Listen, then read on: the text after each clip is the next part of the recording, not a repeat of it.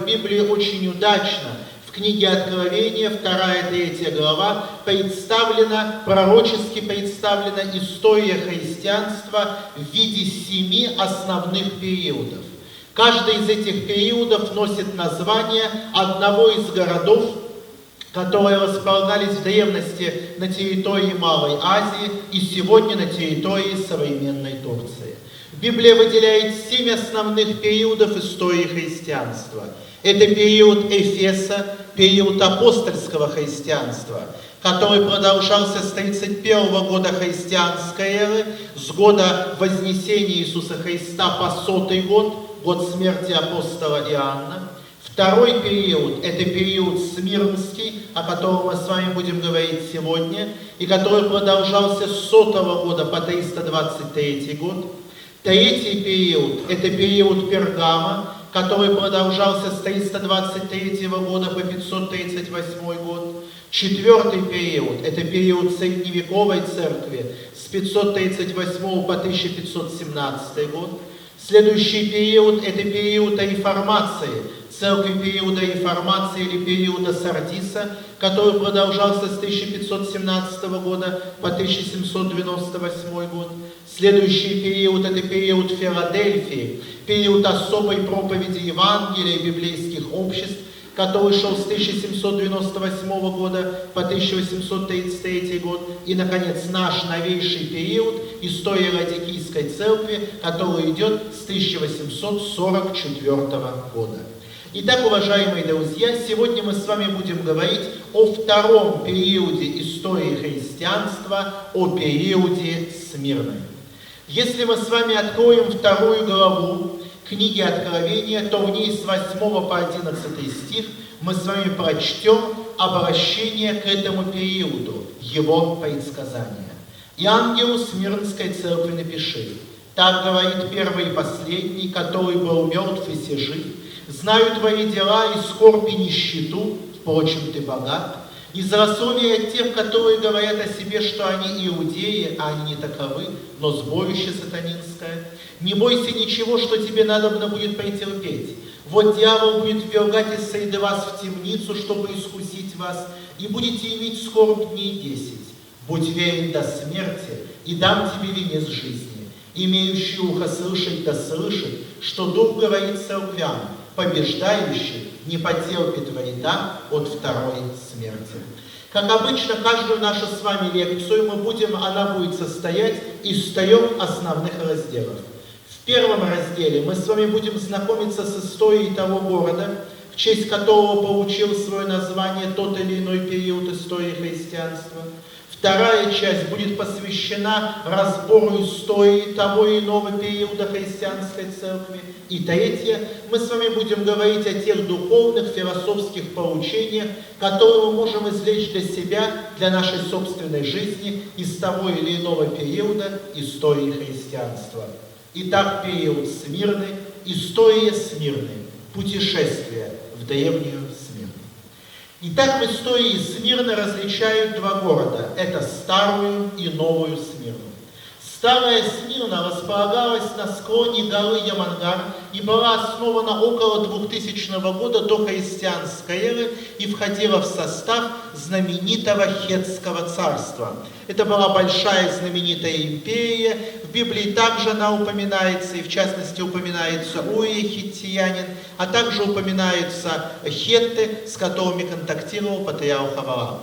В IX веке греки-колонисты основывают на месте город, который в честь амазонки Смирны дают название Смирна. И Смирна становится городом-государством, входя в так называемый Ионийский союз греческих городов. То есть, как и Эфес, Смирна была населена, это период истории Смирны, греками. Особенно прославилась Смирна в древнем мире тем, что она являлась родиной великого Гомера, которого смирнцы позднее обожествили и поклонялись ему как Богу. И они всегда, этот город гордился, что именно он, именно этот город дал миру такого великого поэта, каким был Гомер. Около 600 года до христианской эры Смирну разрушают и покоряют лидийцы. Затем ее основывает Александр Македонский, основывает новую Смирну, ибо старая Смирна была очень сильно разрушена, пришла в упадок. Этот великий греческий правитель основывает новый город, оставляя ему старое имя. Затем Смирна входит в состав государства одного из полководцев Александра Македонского Лизимаха. Затем она оказывается в составе Пергамского царства. Это было небольшое государство в Малой Азии, которое, как мы с вами увидим завтра, оставило очень заметный след во всей истории Земли. Такое маленькое царство, но оставило очень серьезное наследие. Затем Смирна становится свободным городом на бумаге, но реально зависимым от римлян. Затем Смирна входит непосредственно в состав римской державы. Именно в этот период в Смирну проникает христианство. Причем первым считают, что именно основателем церкви в Смирне являлся сам апостол Иоанн, а первым пресвитером был Аист, после него Стратей, сын Раодия, который пишет апостол Павел в своем послании к Тимофею. Стратей по матери был двоюродным братом Тимофея и стал учеником апостола Павла во время его проповеди в Памфилию. Так, на пути Павла из Галатии в Иерусалим Стратей принимает его у себя дома. Таким образом, основание Смирны относится к одной из самых первых христианских общин, о которой имеется упоминание не только в истории и истории христианства, но имеется упоминание непосредственно и в Библии.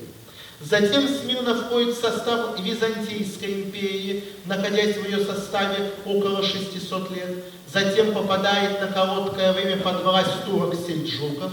Затем вновь она в составе Византии. Затем, после того, как в 1204 году Константинополь захватывают крестоносцы и на землях Византии основывают несколько латинских царств, Смирна входит в состав государства латинских рыцарей, а когда Византийская империя была восстановлена в 1261 году, Смирна оказывается под властью генуэзцев, которым вновь воссозданная Византия в благодарность за помощь в борьбе против латынян дает часть своих земель.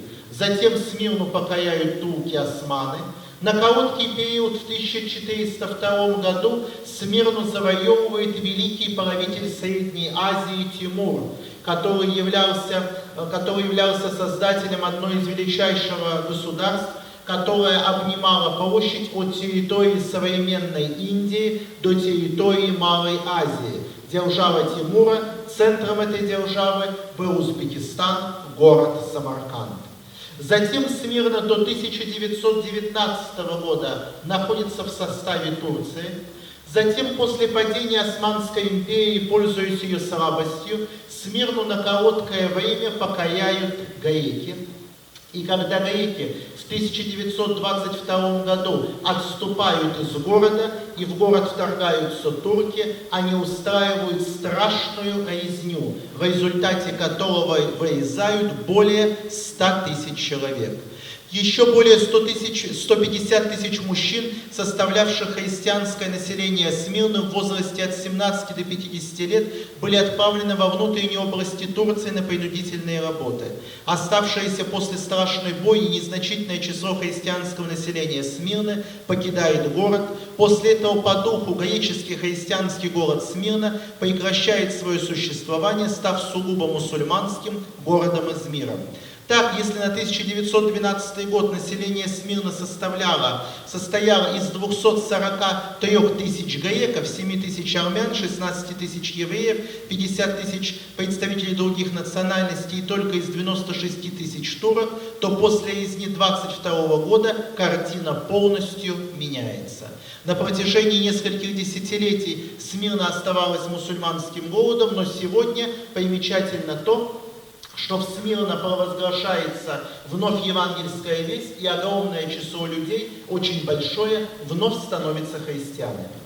Современная древняя Смирна носит сегодня название города Измира, который является третьим по величине городом Турции с населением более 2,8 миллиона человек и вторым после Стамбула по величине портом страны.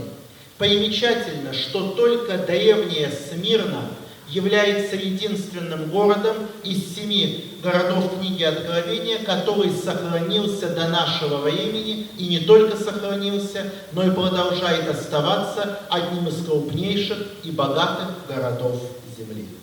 В отличие от древнего Эфеса, о котором мы с вами говорили вчера, от древней Смирны сохранилось крайне немного. Это обусловлено тем, что на территории Смирны постоянно существовали те или иные населенные пункты. И, соответственно, этому население, стройка города всегда была, и поэтому более новые постройки погребали под себя более древние. И поэтому провести сегодня полномасштабные раскопки Смирны является невозможным, так как древнейшие слои, относящиеся к древней истории города, на их месте сегодня стоят современные дома. Также на территории Смирны были найдены следы нескольких культов, в частности культа ближневосточного бога Сабазия, культа бога Молоха, которому поклонялись древние племена. Также на территории Смирны было найдено несколько больших бифосов, в которых древние хоронили зерно, были найдены остатки сооружений, были найдены крытые галереи. На данном слайде представлен вид из мира в конце 19 столетия. Так выглядел этот город в начале 20 столетия. Так выглядел город в результате страшного пожара 22 года. Мы видим здесь войска интервентов, которые идут по улицам Смирны. Видим Уинстона Черчилля, который во времена Первой мировой войны являлся военным и морским министром Великобритании и был один из тех, который занимался непосредственно вопросами благоустройства Турции после ее поражения в Первой мировой войне. А здесь мы видим то, как выглядит современный Измир, как выглядит древняя Смирна. Итак, древняя Смирна – единственный город из 7 церквей книги Откровения, который сохранился до нашего времени. И чуть ниже мы с вами поймем, почему это случилось именно с этим городом. Итак, мы с вами говорили о древней Смирне. Что же собой представляла история смирнского периода, истории христианства, которая продолжалась с 100 года христианской эры, то есть с года смерти последнего апостола Иоанна до 323 года, когда по указу императора Константина Великого христианство становится государственной религией Рима. Итак, период Смирны, который обнимает 223 года, это период христианства, которое находится в постоянной борьбе с римской державой. Точнее, римская держава находится в состоянии постоянного конфликта с христианством на пути, желая его полностью истребить. Чтобы себе лучше представить историю христианства того времени, мы не можем обойти вниманием вопрос, что представлял собой античный мир того периода, античный мир той эпохи. Если мы с вами будем характеризовать историю Рима времен Смирны, мы ее можем охарактеризовать воистину как империю рабов. И эта фраза «империя рабов» будет верна не только с точки зрения того, что рабовладение составляло основу производства древнеримского государства, но и того, что и рабская психология, она была характерна со временем не только для самих рабов, но даже для самих рабовладельцев. Ибо культ жестокости, культ разврата, культ низости постепенно пропитал собой все римское общество. Империя рабов, хлеба и зрелищ. С одной стороны, Римская империя к первому веку достигает своего великолепия, зенита своей власти, а с другой стороны, к первому веку она является собой государство, которое требует постоянных страшных развлечений. Одними из этих развлечений были знаменитые гладиаторские игры. Чтобы представить себе масштаб гладиаторских игр, не можно привести несколько данных. Так, в годины особых празднеств, в годины особых торжеств гладиаторские игры шли с участием одновременно 10 тысяч гладиаторов, 10 тысяч актеров, которые играли на сцене, с одной стороны играли, а с другой стороны реально погибали на сцене. Колизеи древнего Рима вмещали в себя десятки тысяч людей. Самые большие из них вмещали в себя более 100 тысяч зрителей, могли в себя вместить. Империя, которая процветала внешне и которая провозглашала культ силы, культ насилия, где люди одни гибли для развлечения других. Империя рабов, культ разврата. К первому веку христианской эры все различные извращения в римской державе стали нормой. Понятия патологии не было. Было объявлено нормой связи мужчин с мужчинами, женщин с женщинами, мужчин с мальчиками, женщин с девочками. Приветствовались и нисколько не скрывались кровосмесительные связи, связь отца с дочерью, связь матери с сыном. Все было нормой. А когда понятия патологии нет и все дозволено, то это один из первых критериев того, что общество действительно очень больно. Понятие института семьи как такового в римской державе к тому времени уже не было вовсе. Это были те очень важные, выражаясь образным языком, моральные черви, которые подтачивали огромный фундамент здания римской державы. И крупнейший историк XVIII века Эдуард Гиббон верно замечает, что Рим пал не под ударами варваров, он изжил сам себя своим рабовладением, своим развратом. Одновременно с этим начинает ухудшаться и социально-экономическое положение империи. Да, это были только первые предвестники, но они четко говорили о том, что Рим с его рабовладельческой системой уже безусловно отсталый в социально-экономическом отношении близится к своему и экономическому краху. Одновременно с этим, исследуя период, который характерен для Смирны, период с 100 по 323 год, мы можем отметить несколько причин триумфального шествия Евангелия. Ибо действительно, на первый взгляд, совершенно неясно, как религия, которая первоначально состояла всего лишь из нескольких рыбаков, как эта религия могла завоевать всю Римскую империю. Безусловно, в этом было особое Божье провидение, и это самое важное, но это провидение действовало путем нескольких основных направлений, которые мы можем выделить. Первое – это кризис языческой религии и философии. К первому веку христианской эры традиционные римские, греческие, египетские культы, они изжили сами себя. Языческие писатели того времени откровенно в своих произведениях смеются и издеваются над своими богами. Те философии, которые занимали умы людей на протяжении долгих столетий и десятилетий, пали, ибо люди увидели, что ни эпикурейство, ни цинизм, ни религия, ни философия софистов не могут принести в жизни ни счастья, ни ответов на жизненно важные вопросы. Второе – это кризис иудаизма. Первоначально религия Ветхого Завета была создана с целью поведать другим жителям земли, другим народам о Боге, представить им истинное значение закона Божьего, значение закона добра, морали, нравственности. Но затем из истории мы знаем, что иудаизм замкнулся в сам себе, превратившись в группы фарисеев, саддукеев, которые занимались постоянной сварой между собой, забросив самое главное свое предназначение – проповедь Евангелия, рассказ людям о Боге, о принципах добра и мира. И в результате иудаизм, он изжил сам себя, и особенно, безусловно, это стало резко прогрессировать после смерти и воскресения Христа, когда иудейский народ в своем большинстве отвергает христианство. Третий фактор, который обеспечил триумфальное шествие Евангелия, это универсальность христианского учения. Христианство было поистине универсальной религией. Это была религия, которая впервые провозгласила равенство людей всех перед Богом, вне зависимости от их социального, религиозного происхождения. Это было впервые. Впервые было объявлено, что раб и господин, они одинаково любимы Богом.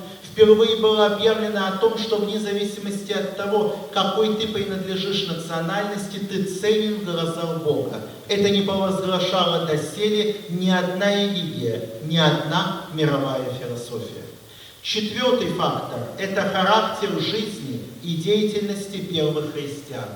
Действительно, исследуя даже труды языческих авторов того времени, людей, которые были далеки от Библии, которые были далеки от христианства, более того, которые являлись врагами христианства, мы видим то, что даже они, по типу Плиния-младшего, восторженно пишут о христианах и говорят о том, что это были люди, которые поистине своей жизнью показывали то, что они верят в какого-то необыкновенного Бога. И то, что они исповедуют, оно соответствует той жизни, которой они живут. И вот это свидетельство жизни первых христиан, оно было одним из наиболее ярких причин того, что многие люди, даже далекие от христианства, принимали христианство.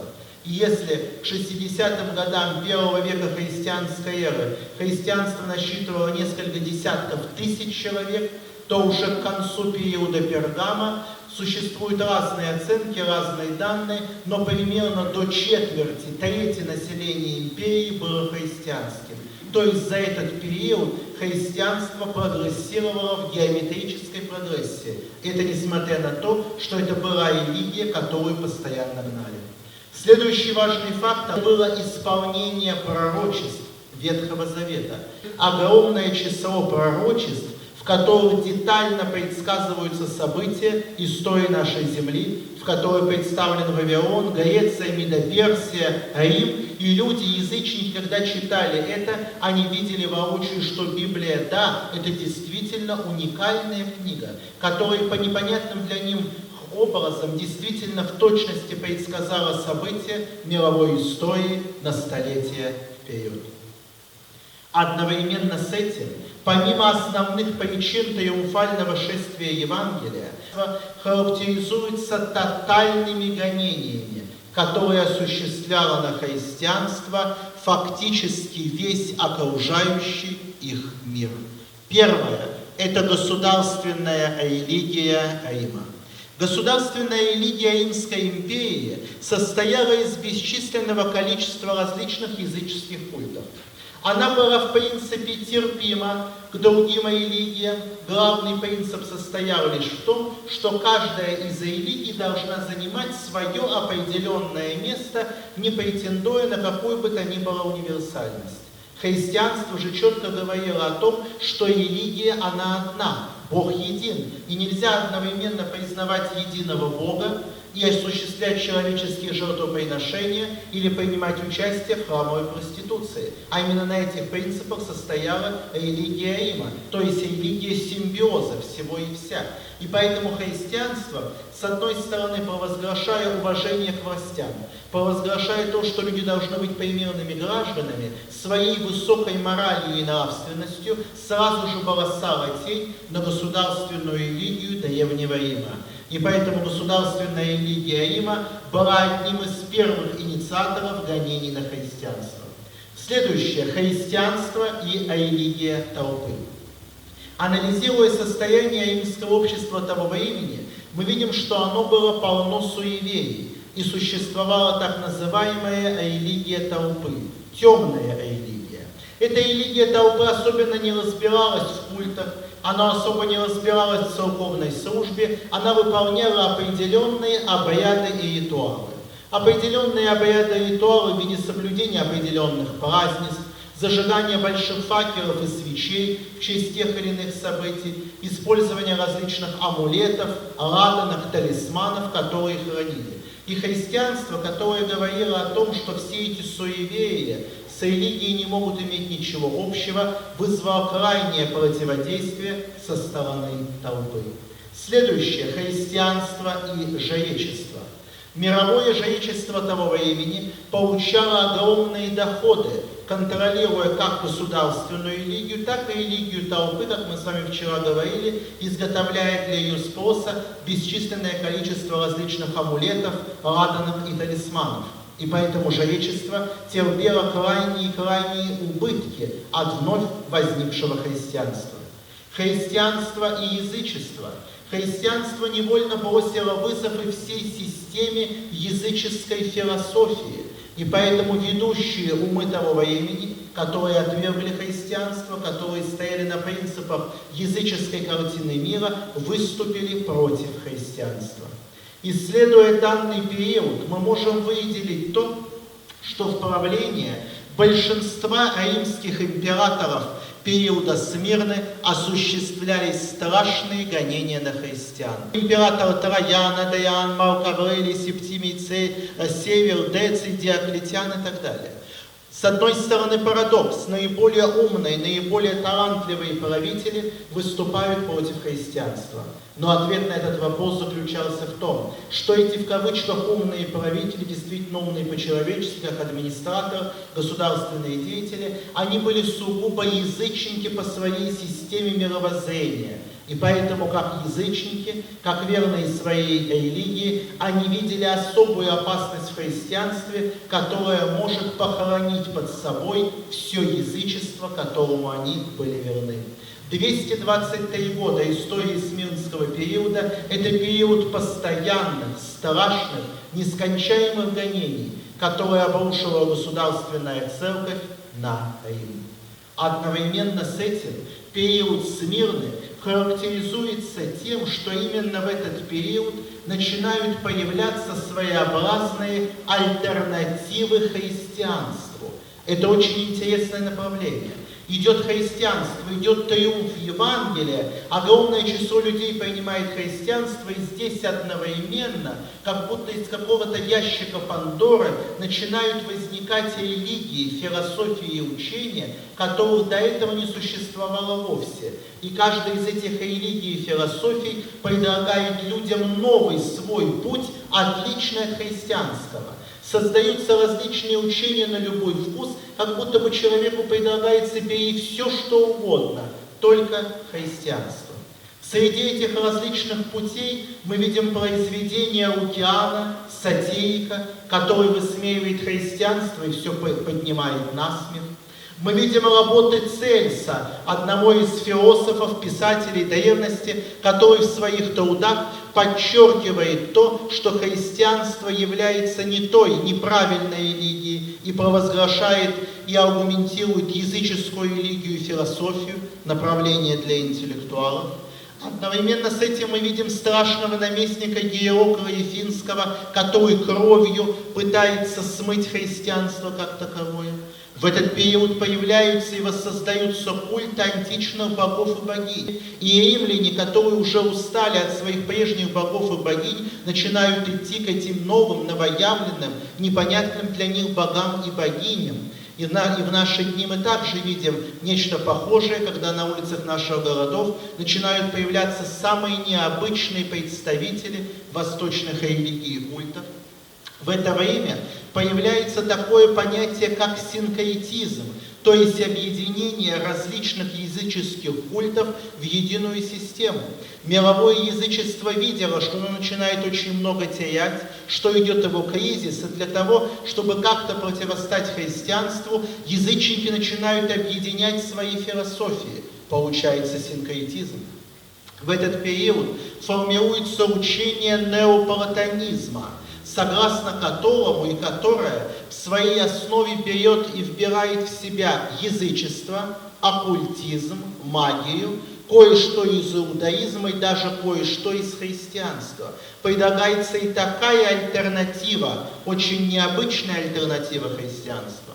В это время появляется учение гностицизма, которое говорит о том, что те знания, которые сегодня проповедуют различные религии, это что-то такое для неумных людей, а тайными знаниями обладаем мы. Людей начинают, образно говоря, ввергать в пучины магии и оккультизма. Словом, в зависимости от наклонности человека, в зависимости от его ума, предлагается альтернатива. Выбери все, что угодно, только не христианство. В ответ на эти гонения, как физические, так самое главное, и моральной на христианство, в христианстве развиваются апологеты. Это были умнейшие христиане того времени, которые стали писать работы, в которых они показывали перед лицом язычников истинное христианство. Они стали показывать несостоятельность языческих верований, языческих культов, говоря о том, что христианство – это религия добра, это религия милосердия, и те нападки, те извращения, в которых обвиняют христиан, они не имеют под собой ничего общего. Итак, Смирнский период. Период борьбы, период гонений. Какое же послание к Смирнской церкви записано, и что мы можем сегодня извлечь из него для себя? «И ангелу Смирнской церкви напиши, так говорит первый и последний, который был мертв и се жив. Знаю твои дела, и скорбь и нищету, впрочем, ты богат. Из рассовия тех, которые говорят о себе, что они иудеи, а они не таковы, но сборище сатанинское. Не бойся ничего, что тебе надо будет претерпеть. Вот дьявол будет ввергать из среды вас в темницу, чтобы искусить вас, и будете иметь скорбь дней 10.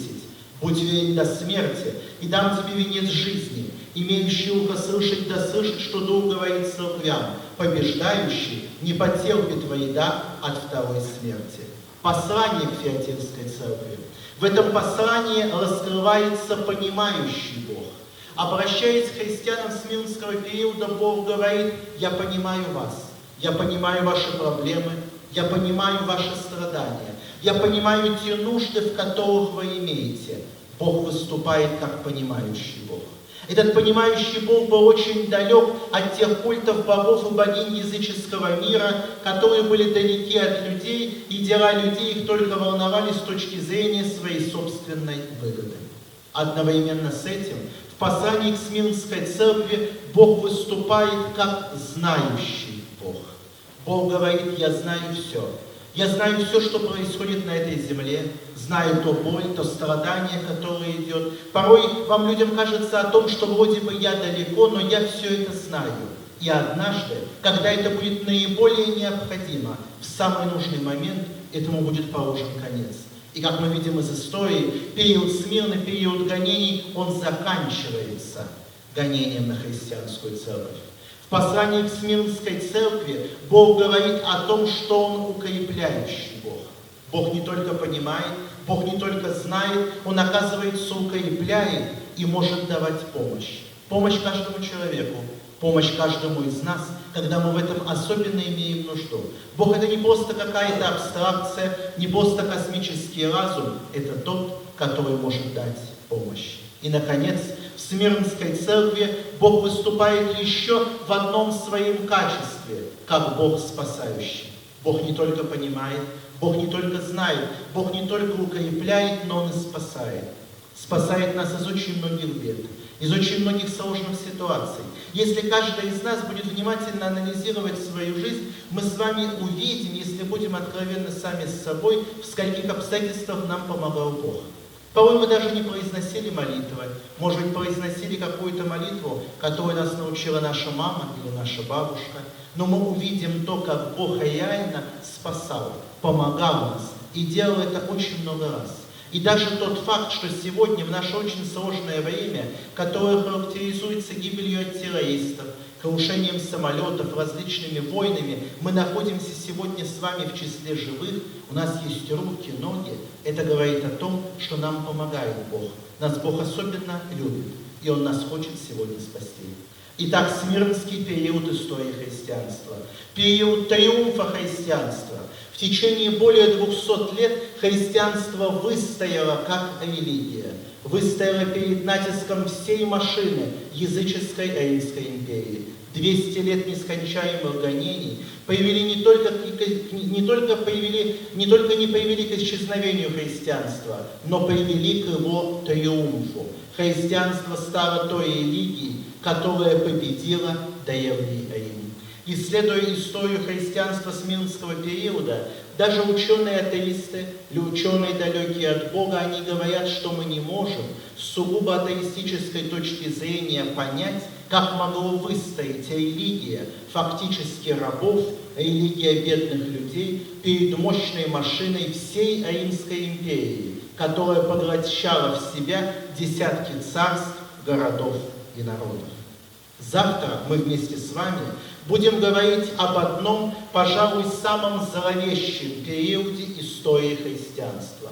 Мы завтра с вами будем говорить об одном из самых необыкновенных городов древнего мира. Мы завтра с вами будем говорить об удивительной метаморфозе, которая неожиданно, очень странно и быстро вошла в христианство, по сути дела, видоизменив его почти все на многие столетия. Что это была за метаморфоза? Что это был за необычный город?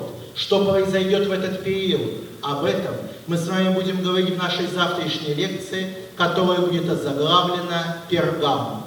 Город черного престола и белого камня». Спасибо.